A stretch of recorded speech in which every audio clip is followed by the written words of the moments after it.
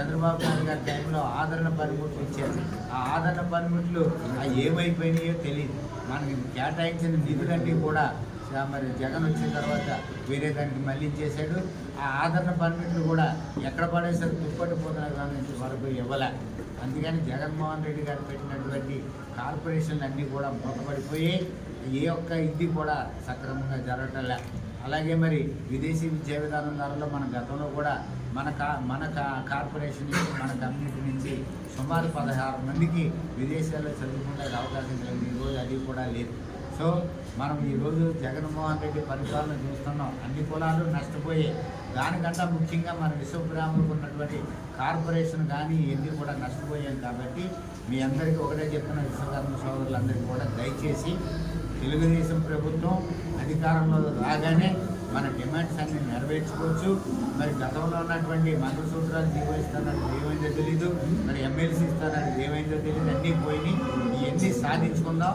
దయచేసి మనం ఎక్కడ మన తెలుగుదేశం జనసేన బీజేపీ అభ్యర్థులు నిలబడతారో అక్కడ వాళ్ళు నెగ్గించుకోవాలి. చంద్రబాబు నాయుడు గారిని ముఖ్యమంత్రి చేసుకోవాలి. అలాగే మన కమ్యూనిటీ నుంచి ఒక ఎమ్మెల్సీని తెచ్చుకోవాలి. ఈ యొక్క అన్ని కూడా కార్యక్రమాలు నెరవేర్చుకోవడానికి వీలుంటుంది. కాబట్టి దయచేసి విశ్వకర్మ సోదరులందరికీ కూడా తెలియజేస్తూ ఈ అవకాశం బీసీ సాధికార సమితి తెలుగుదేశం పార్టీ స్టేట్ మెంబర్ని ఈరోజు ఈ కార్యక్రమం చేయడానికి ఎంతో సంతోషంగా ఉంది. ఎందుకంటే గతంలో తెలుగుదేశం పార్టీ మాకు కార్పొరేషన్ ఇచ్చి 93,000 కోట్ల రూపాయలనిచ్చి పనిముట్లు ఇచ్చి ఎంతో ఉంది. కాబట్టి దానికి సపోర్ట్గా చేసుకుంటూ అదేవిధంగా జగన్మోహన్ రెడ్డి గారు 1000 కోట్లు ఇచ్చి కార్పొరేషన్ ఇస్తానని ఒక్క రూపాయి కూడా ఇవ్వకుండా మా చేతి గుర్తుదారులందరినీ కూడా కాలగర్భంలో దొక్కారు.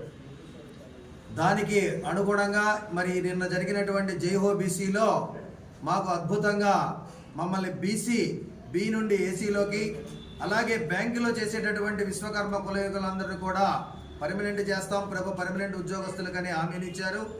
అదేవిధంగా మాకు ఎప్పుడైతే మాకు శిల్పులకు కానివ్వండి వేద పాఠశాలలు పెట్టి జిల్లాల్లో కూడా ప్రతి జిల్లాలో వేద పాఠశాలలు ఇస్తానని చెప్పడం జరిగింది.